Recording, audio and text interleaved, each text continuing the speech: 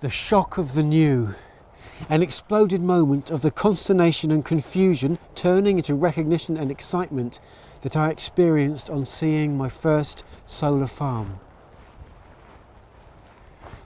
We turn a corner. Whoa! Slow down. Stop. Jaws drop. What is this crop? In ranks across a 5-acre field, an immaculately tidy, strangely symmetrical yield.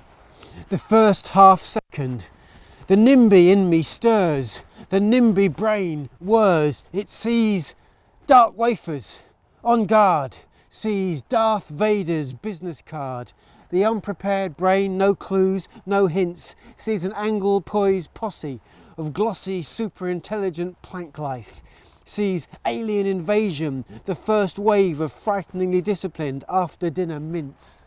The second half second, the nimby brain begins to calm. It sees they come in peace, they mean no harm. Instead, sees a huge page of redacted sudoku, sees supplicant placemats, members of the most worshipful order of coasters, an open-air warehouse of flat-pack goth garden furniture.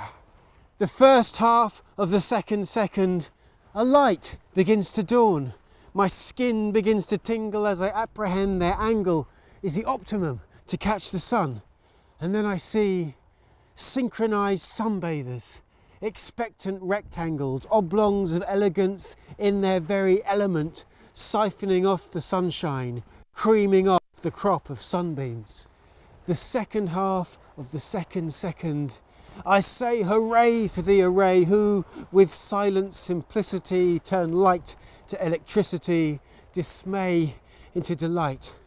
Kin to my panels, my own PV that charge my smartphone, boil my cups of tea.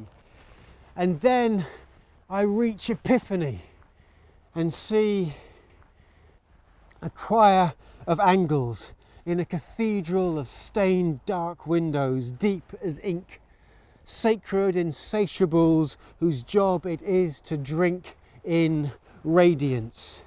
Windows to a future not only doable, but so much more renewable than the namby-pamby nimby in me or anyone cares to think.